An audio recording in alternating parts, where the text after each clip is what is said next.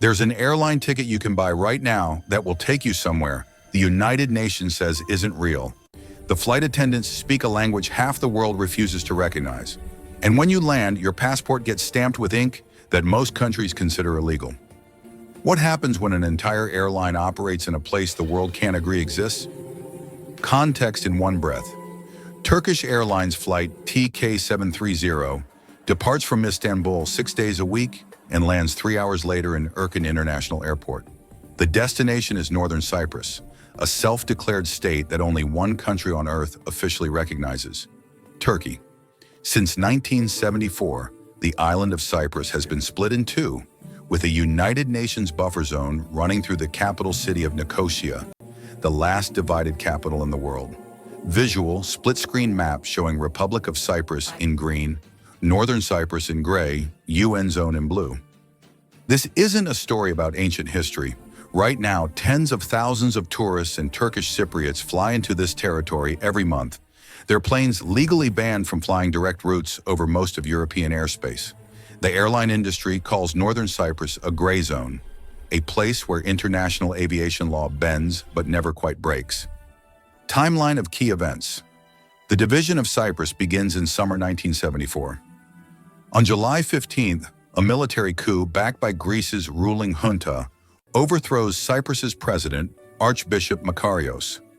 5 days later, Turkey launches a military intervention, citing its role as a guarantor power under the 1960 Treaty of Guarantee. Turkish forces occupy the northern third of the island. Source: UN Security Council Resolution 353, July 1974. Lower third, July 20th, 1974. Turkish military operation begins. By August, roughly 200,000 people have fled or been displaced. Greek Cypriots moving south, Turkish Cypriots moving north. A ceasefire line solidifies into what locals call the Green Line, patrolled by UN peacekeepers who remain there to this day. The international community condemns the intervention and refuses to recognize any Cypriot state other than the Republic of Cyprus. Source: UN Security Council Resolution 541, 1983. In 1983, Turkish Cypriot leaders declare independence as the Turkish Republic of Northern Cyprus. Only Turkey recognizes it. Every other nation treats Northern Cyprus as occupied territory under international law. But life continues. Cities grow, universities open, and crucially, an airport starts operating. Erkin Airport, originally built by the British Royal Air Force in the 1930s, becomes the only civilian gateway to Northern Cyprus. Here's the catch. International aviation authorities don't recognize Erkan as a legal point of entry. The International Civil Aviation Organization lists it under the code ECN, but marks it as closed to international traffic. Document ICAO Aerodrome Index. Pattern break, question. So how does anyone fly there? The workaround is elegant and strange. All flights to Erkan must first stop in Turkey, usually at a tiny layover in Ankara or Istanbul, even if the plane literally just refuels and takes off again 30 minutes later. This technical stop allows airlines to claim the flight originates in Turkey, not in internationally recognized Cypriot airspace. Turkish Airlines, Pegasus Airlines, and a handful of charter carriers operate this route daily. Source: European Court of Justice ruling, Case C420/07, 2009. For passengers, the experience is surreal. You board in London, Berlin, or Moscow. You land in Turkey. You don't leave the plane. Then you take off again and land 25 minutes later in a country that, according to your departure nation, doesn't exist. Your luggage tags say ECN, but your ticket might say Erkan via Ankara in small print. Evidence and verification. Multiple sources confirm the legal isolation of Northern Cyprus's airspace. The European Union's 2004 regulations explicitly prohibit direct flights between EU airports in Erkan, classifying the airport as outside the control of the Republic of Cyprus. Document: EU Council Regulation 866/2004. The Republic of Cyprus maintains that any flight landing at Erkan without permission from Nicosia violates its sovereignty and constitutes illegal use of a closed port of entry. Lower third, Republic of Cyprus official position, Ministry of Foreign Affairs. Flight data from 2024 shows that Turkish Airlines operates approximately 42 weekly flights to Erkan, all routed through Turkish airports. Pegasus Airlines adds another 28 weekly flights. Charter airlines bring tourists from Russia, Ukraine, and the UK, all following the same mandatory stopover rule. Source: OAG Aviation Database, October 2024. No airline has attempted a direct international flight to Erkan since the 1970s. Passengers who land at Erkan receive an entry stamp on a separate paper insert, not directly in their passport. This is deliberate. A Northern Cyprus stamp in your passport can complicate future travel to Greece, Armenia, and sometimes other nations. The self-declared government advises travelers to request the loose-leaf stamp. Source: Travel Advisory, TRNC Tourism Ministry website, 2024. Conflicting views and gaps. The Republic of Cyprus argues that all flights to Erkan are illegal and that Turkey is violating Cypriot airspace and international aviation law. Officials in Nicosia have repeatedly called for a complete embargo on flights, stating that the current system normalizes occupation.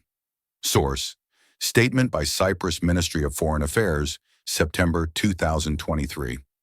Turkish Cypriot authorities countered that they have a right to connectivity and that the flight restrictions amount to collective punishment of civilians. They argue that the international community's refusal to recognize Erkan forces Turkish Cypriots into isolation, limiting trade, tourism, and basic freedom of movement.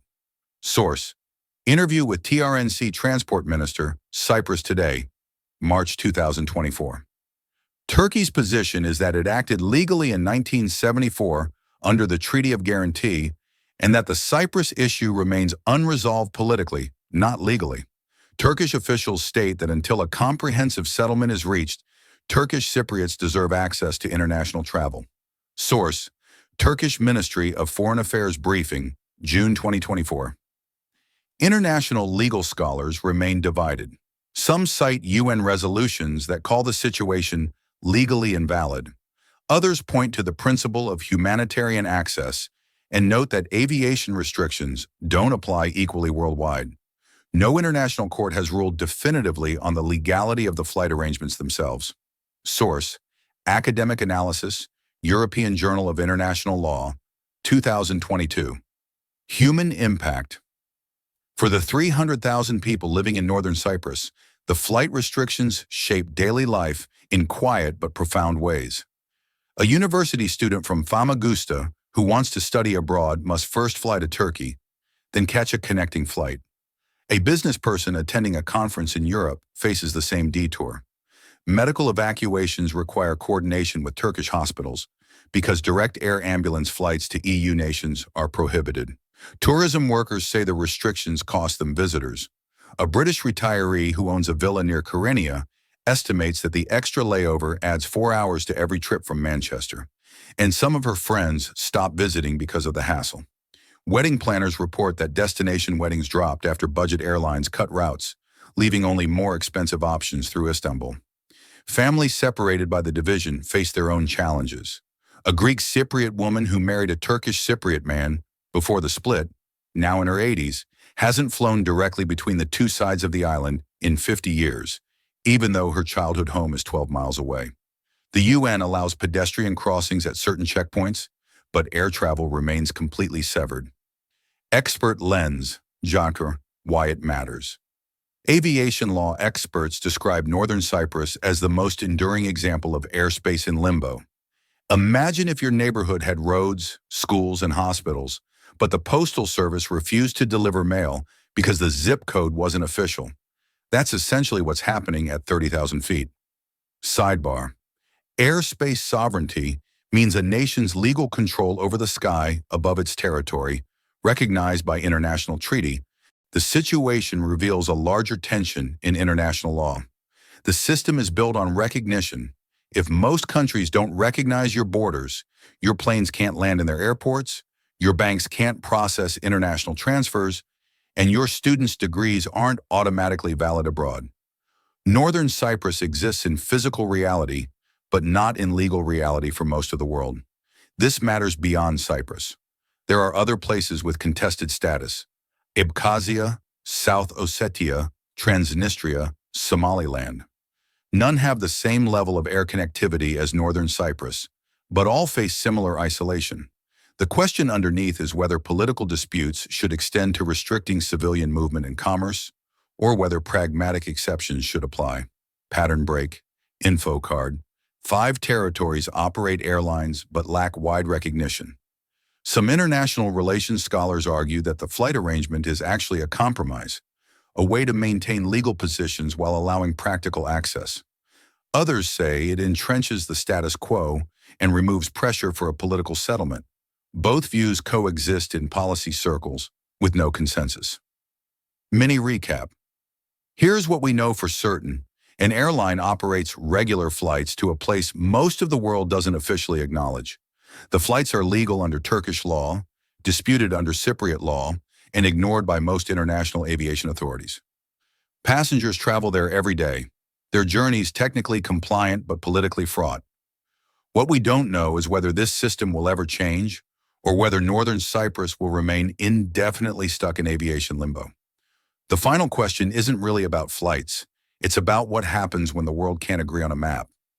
What's next 3 scenarios are most commonly discussed by diplomats and analysts.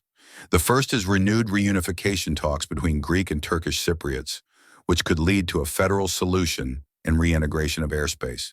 Confidence level low. Talks collapsed in 2017 and haven't meaningfully resumed. Source: UN Secretary-General Report on Cyprus, January 2024. The second scenario is gradual normalization, where more countries quietly begin allowing connecting flights or trade with Northern Cyprus without formal recognition. Some observers note that direct ferry links to Turkey have expanded and that EU regulations have softened slightly for trade in certain goods. Confidence level, medium. Incremental changes are happening, but slowly. The third is indefinite continuation of the current system.